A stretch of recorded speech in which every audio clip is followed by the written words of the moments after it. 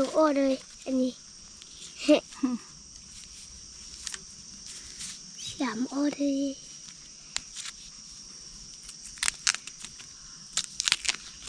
โอ้งามงาม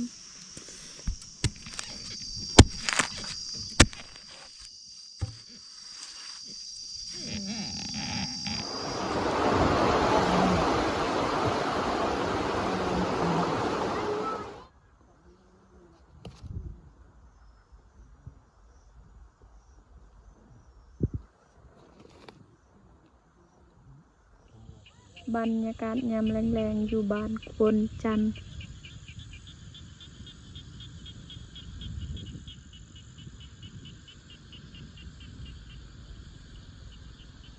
เพิ่นก็ออกมาอยู่นาคือกัน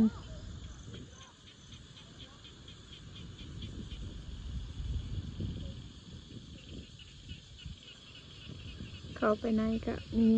บ้าน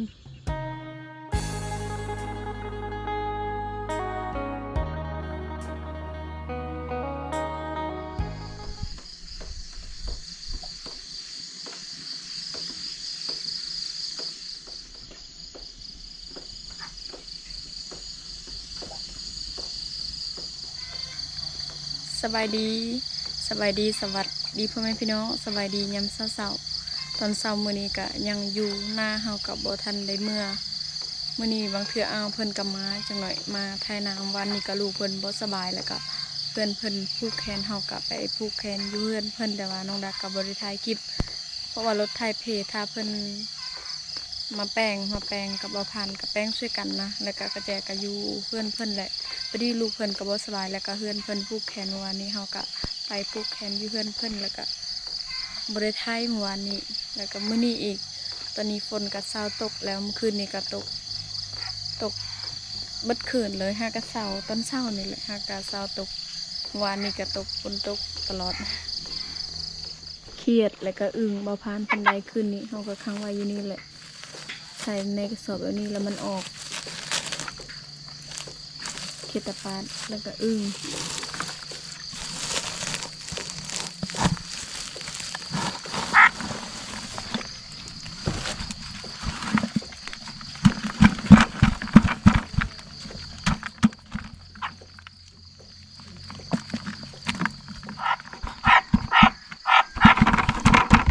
อุ้ย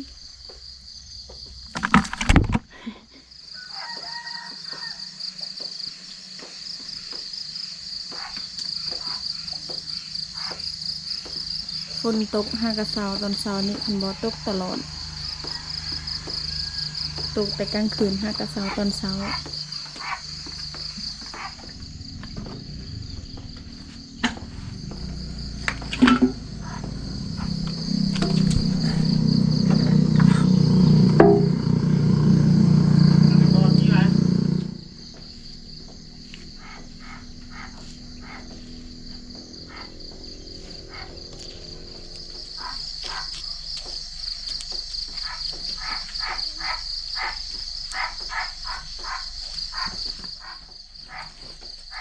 นึ่งข้าวสุกแล้วสิไปเก็บมะม่วงอีก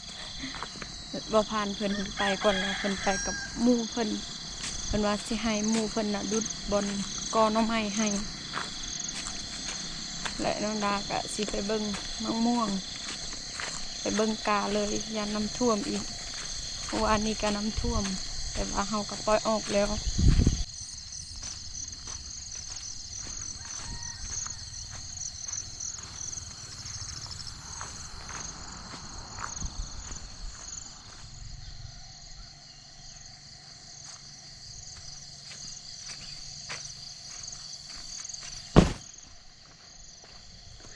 กาเอื่อยงามคักเขียวงามกาปลา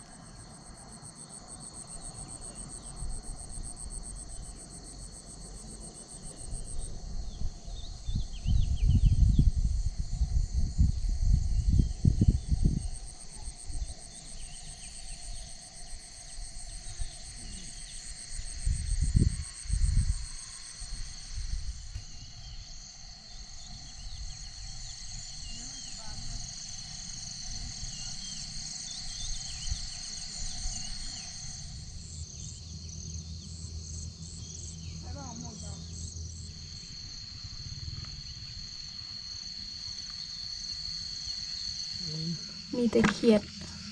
ปาด เขียดตะปาดกับอึ่งไปแล้วตัวหนึ่ง ง่ายหรือเขียดตะปาดตัวนี้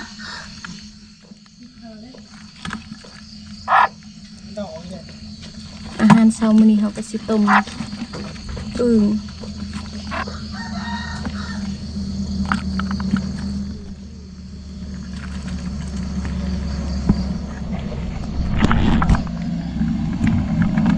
เฮ้ยไปแล้วไปแล้ว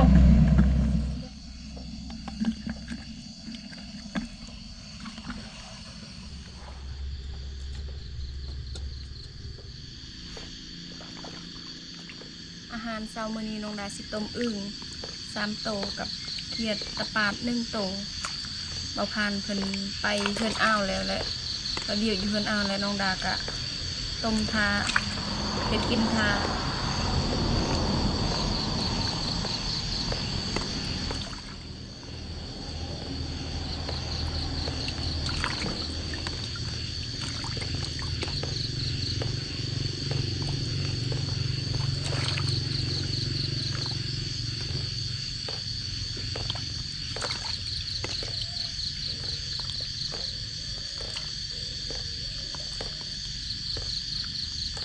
ต้มหลายเขาก็กินบ่เบิด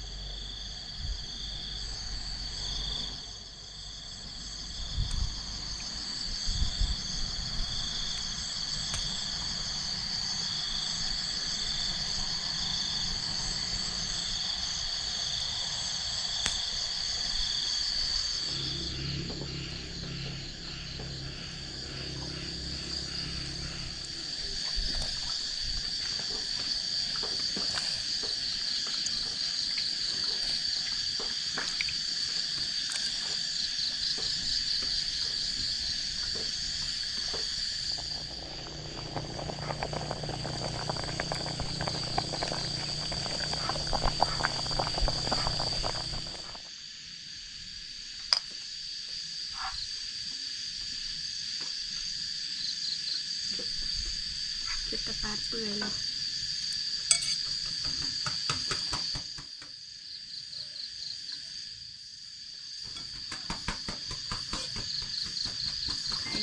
ไข่เก็บตะปาด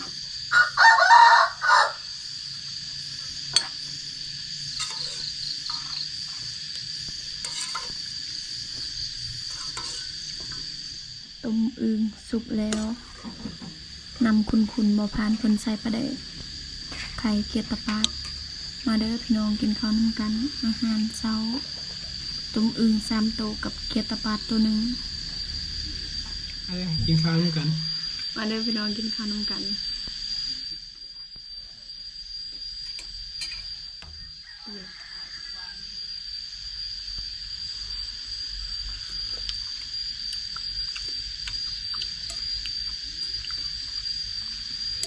มีไข่บ่ อ่ะมันจะมักเนาะอยู่ป่าหรือไทย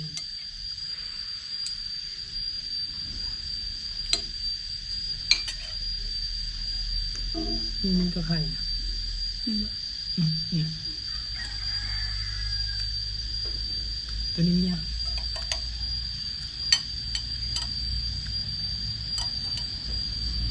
มึงหรือกินตัวนี้ ใจพระเจ้าอ่ะ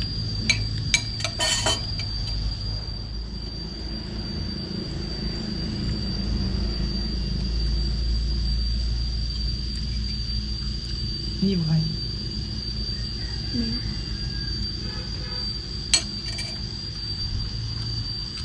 ไข่ตัวนี้เลย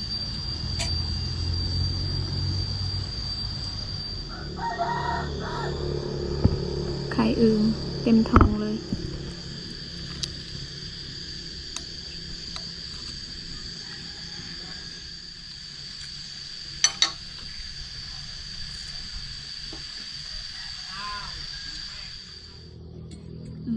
มีไข่เบิด3 โตวเลย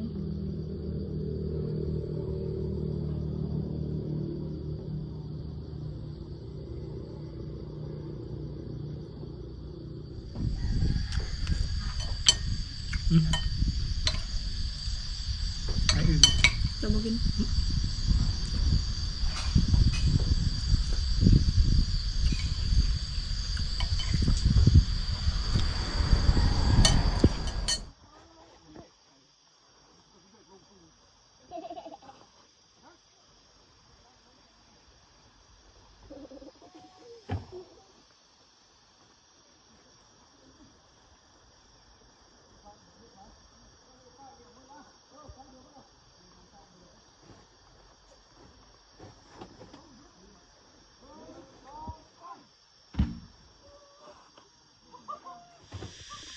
หลังจากกินข้าวอิ่มแล้วเฮาก็พากันมานาอ่าวมาสวนอ่าวมาเฮ็ดเวียกช่วยเพิ่นเบาพันเฮ็ดเวียกช่วยเพิ่นและน้องดากะสิหาหน่อไม้เอื่อยเมียอ่าวเพิ่นก็เฮ็ดกินและเฮาก็สิหาหน่อไม้เมื่อกินอยู่ลักซาวเพราะว่าแล้วเวียกนี้แล้วเฮาก็เมื่อจักหน่อยบ่ได้นอนนาอีกและกับบางเทื่อมื้ออื่นเฮาก็เมื่อบ้านนาก็ยังไถบ่แล้วแต่ว่าเฮาก็มีเวียกอยู่พุ่นแน่แล้วก็ให้เอาเพิ่นไทยให้เพิ่นก็สิไทยให้และเฮาก็เมื่อกับบ่ผ่านมื้ออื่นเมื่อเมืองนองและก็ยังมื้อนี้แหละเฮาอยู่พี่และมื้อนี้น้องดาสิหาหน่อไม้มื้อกินอยู่ลักซาวอยู่ลักซาวน่ะต้องซื้อแต่ว่าอยู่พี่น่ะหลายแถวบ้านกวนจันทน์นี่หลายหน่อไม้ไปทางใดก็มีแต่กอหน่อไม้อาหารการกินน่ะมีแถวนี้หน่อไม้นี่นะหลายกว่าอยู่บ้านน้องดาอีกหน่อไม้น้องดามาหาหน่อไม้กับร้านลูกเอาร้านชินโอ้น้ำได้น้ำเกาะได้ เป็นโอกาสสวัสดีจะคือร้านกัญญาเลยอายุกะ6 ปีร้านก็เข้าเฮียนอยู่บ่เข้าเฮียนแหละปอใดปอยังก็ปอเกียมเพิ่นกะติดน้องดาอยู่แต่ว่าให้สบายดีแล้วเพิ่นอายเพิ่นเห็นหน่อใหม่เด้อยู่ไสหน่อใหม่บ่งามน้อย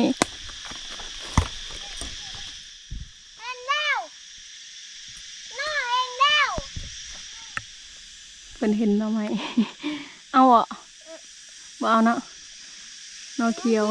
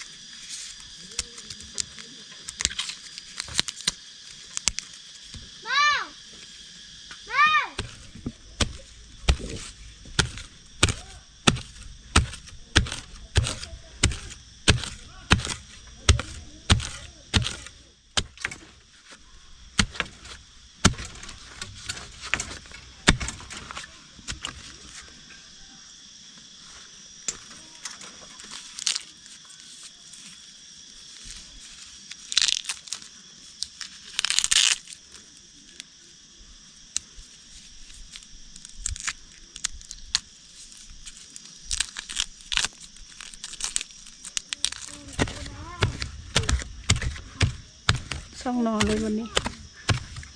สับเลยนอนหนึ่งยังอีกนอนหนึ่ง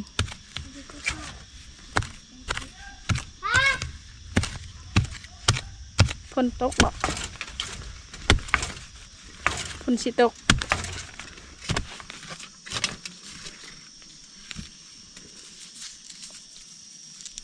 น้องดาขุดเอาแต่นองามๆนอขาวๆได้ต้มกินหวานเปิดกล้องเลยปะเลยเป็นแล้วเจ็บกว่าบินได้เห็นต้องเห็นเดียวโอ้งามเห็นเลยนี่เห็นกล้องเลย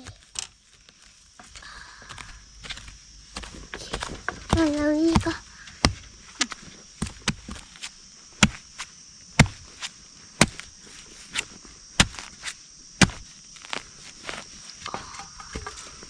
จุโอเลยอันนี้3 โอเลย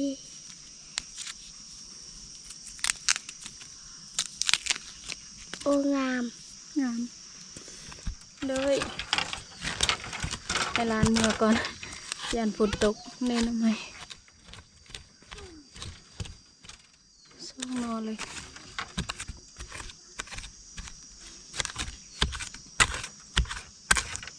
เอาไปนอกขาวๆอุ๊ยมันชัดเนี้ย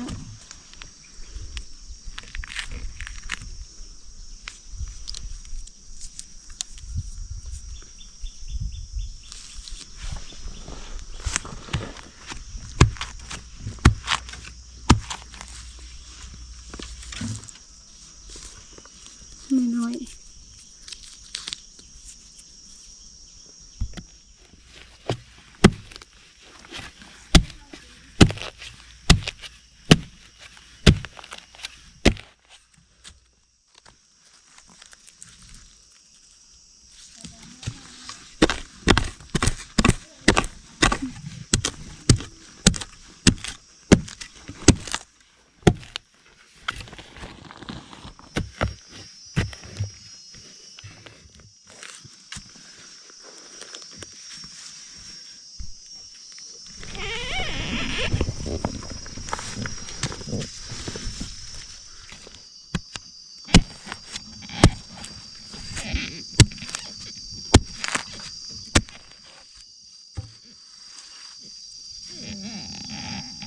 หาหน่อไม้กำลังม่วนลานมาเอาซองเถื่อแล้ว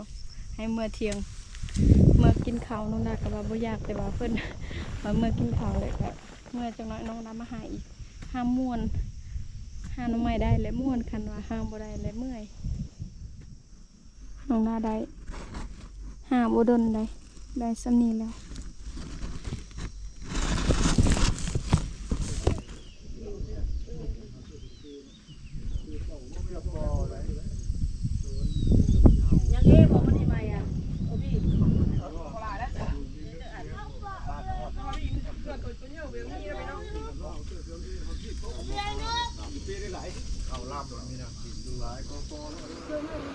ฝนตกอีกแล้ว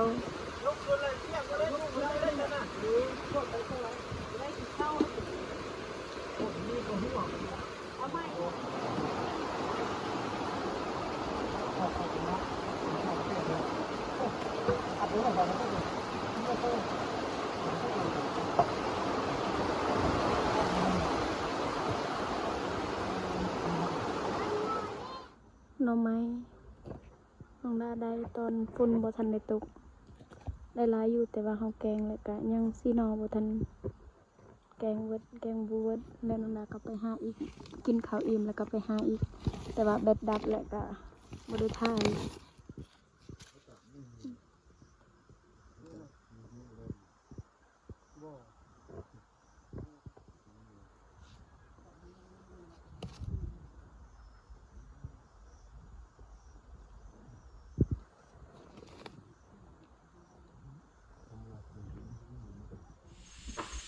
มื้อนี้บ่าวพานเพิ่นก็มาเฮ็ดอันนี้แหละกับเอาแล้วก็หลายๆคนอยู่เฮ็ดครัวผู้ที่มีให้สวนทางนี้แหละมาเฮ็ดช่วยกันพี่ก็เป็นสวนเอาแล้วก็ขึ้นไปพุ่นก็ยังมีอยู่สวนบรรยากาศยามแรงๆอยู่บ้านควนจันทร์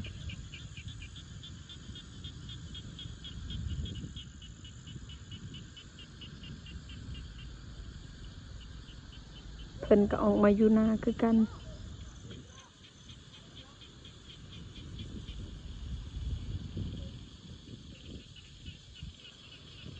เข้าไปในก็มีบ้านเรือนหลายหลัง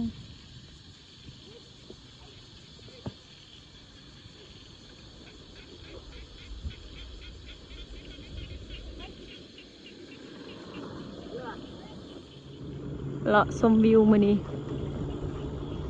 หลังจากมาแต่บ้านอ่าวแต่นาอ่าวบ้านอ่าวกับบ้านเฮากับบ้านเดียวกันเลย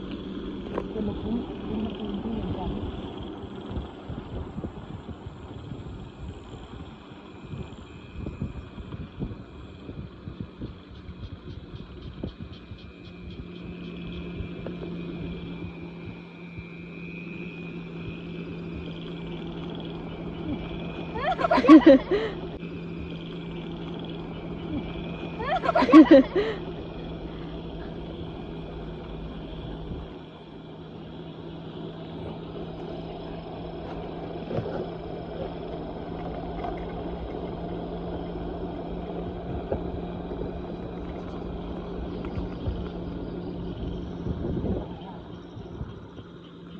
ากาศเย็น